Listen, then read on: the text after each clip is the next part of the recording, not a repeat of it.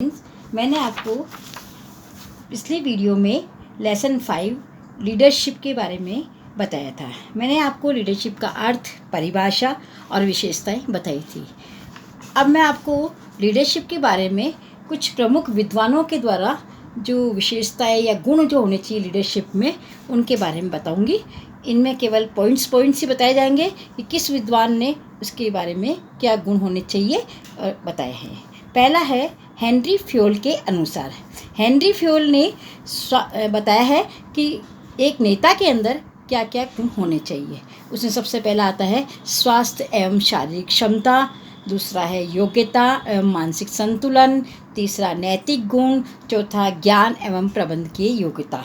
ये 4 पॉइंट बताए Henry Fayol ने एक नेता के अंदर जो गुण होने चाहिए। उसके बाद दूसरा विद्वान है ऑड्रे टीड के अनुसार। इसने बताया है कि एक नेता में 10 गुण होने चाहिए जो विशेष तौर से पहला है शारीरिक क्षमता, दूसरा है मैत्री भाव स्नेह, तीसरा है उत्साह, चौथा शिक्षण क्षमता, पांचवा निर्णय क्षमता, छठा बौद्धिक चातुर्य, सातवां चरित्रवान, आठवां तकनीकी क्षमता, नौवां विश्वसनीयता, 10वां परिपक्वता। ये 10 गुण एक नेता में होने चाहिए।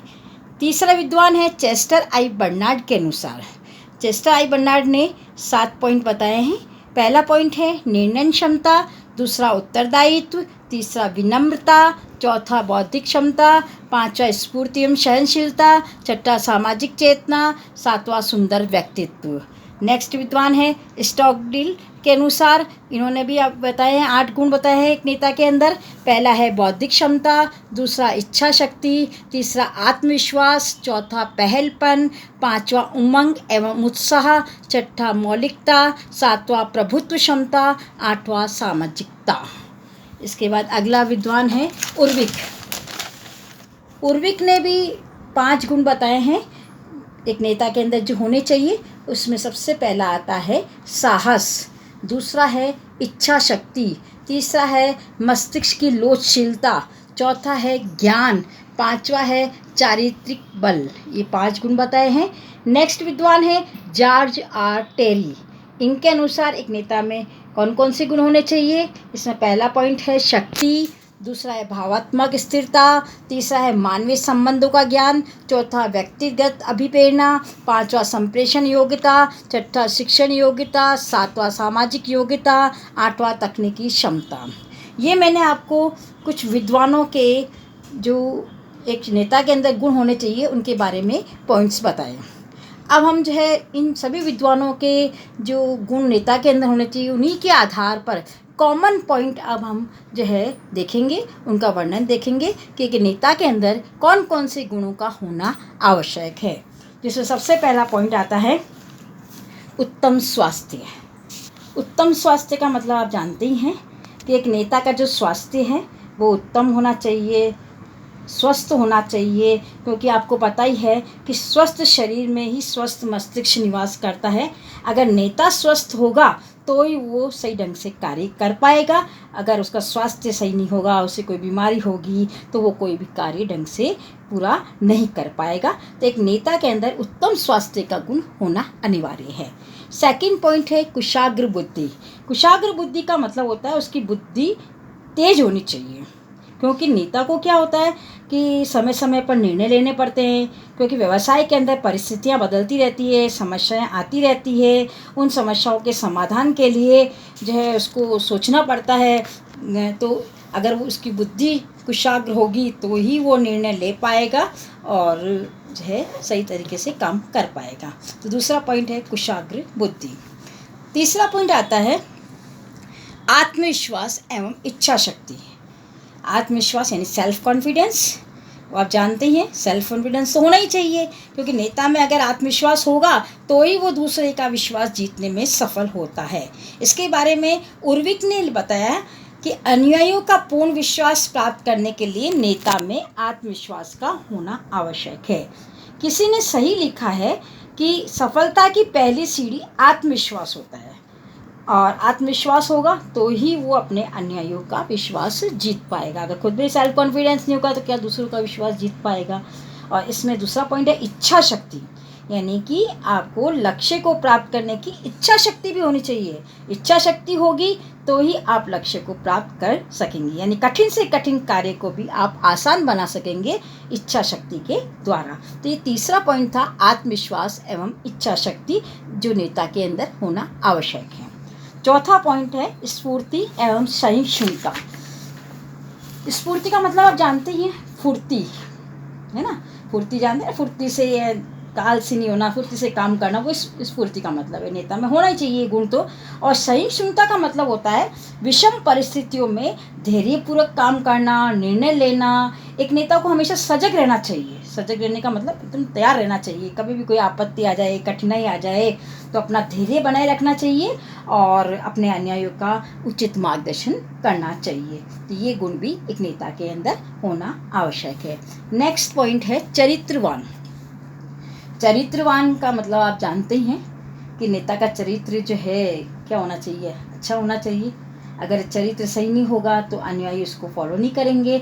और चरित्र के बारे में तो ये भी कहा जाता है, एक कोटेशन है चरित्र के बारे में कि money is lost, nothing is lost, health is lost, something is lost, character is lost, everything is lost. यानी कि आपने इस कोटेशन का मतलब ये है कि आपका धन खो गया है तो समझ लेना कुछ भी नहीं खोया है। अगर आपका स्वास्थ्य खो गया तो समझ लो कुछ खो दिया है। लेकिन अगर आपका चरित्र खो गया है तो सब कुछ खो दिया है। यानी कि नेता के अंदर अच्छा चरित्र होना आवश्यक है, तभी जो उसके अनुयायी है उसको फॉलो करेंगे।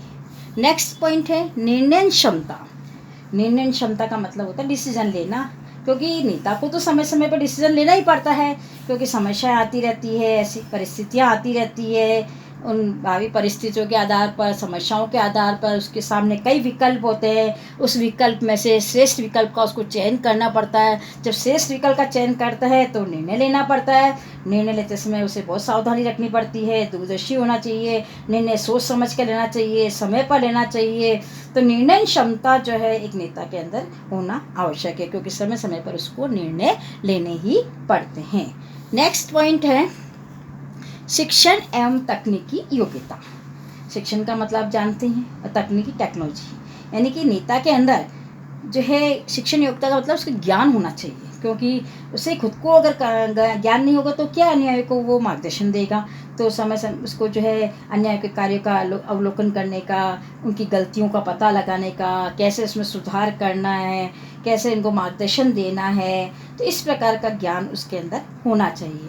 और तकनीकी ज्ञान भी होना चाहिए। आजकल टेक्नोलॉजी का उपयोग भी किया जाता है, तो अगर खुद को टेक्नोलॉजी का ज्ञान होगा तो ही वह अनुयायियों का मार्गदर्शन कर पाएगा, अन्यथा नहीं।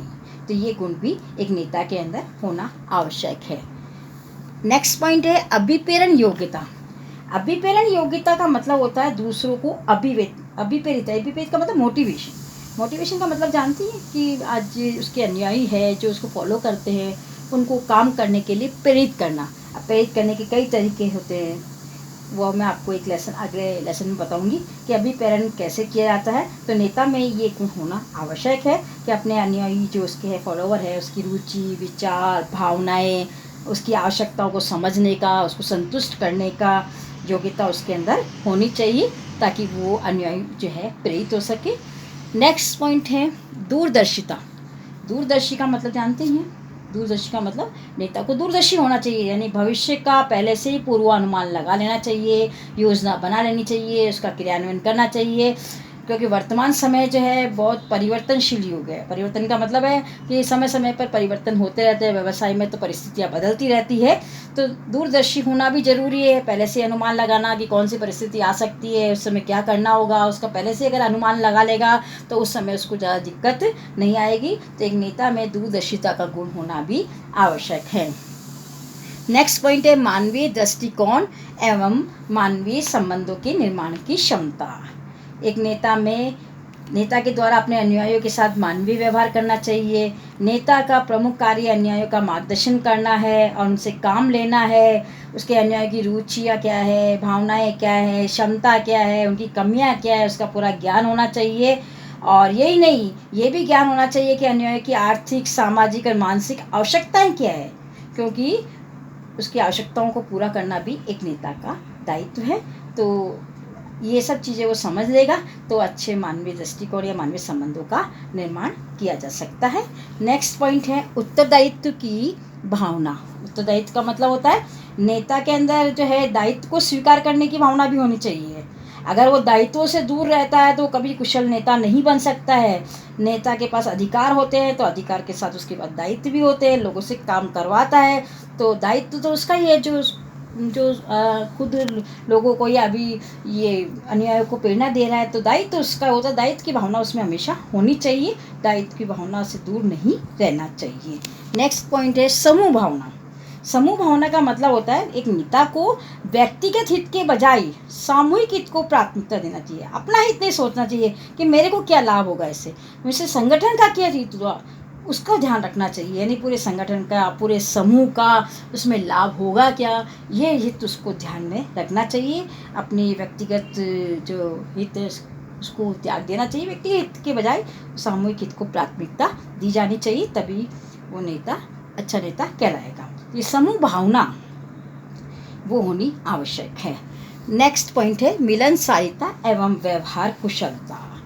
एक नेता को मिलनसार भी होना चाहिए, व्यवहार कुशल भी होना चाहिए, दूसरे व्यक्तियों के साथ मिलजुल कर रहना, प्रेम पूर्वक रहना, ये भावना भी होनी चाहिए। क्योंकि नेता अगर अनुयायियों के साथ सहयोग करेगा, उनका मन पसंद करेगा, तभी जो है अनुयायी उसको जो है उसके साथ उसका व्यवहार अच्छा होगा। और नेता के अंदर मिलनसारिता का और व्यवहार कुशलता का गुण जो है होना आवश्यक है। ये आपके 13 पॉइंट मैंने आपको एक नेता में कौन कौन से गुण होने चाहिए, कॉमन पॉइंट है ये, तो उसके बारे में मैंने आपको बताया। और ये लेसन अब समाप्त होता है, छोटा सा लेसन था, समाप्त हो गया।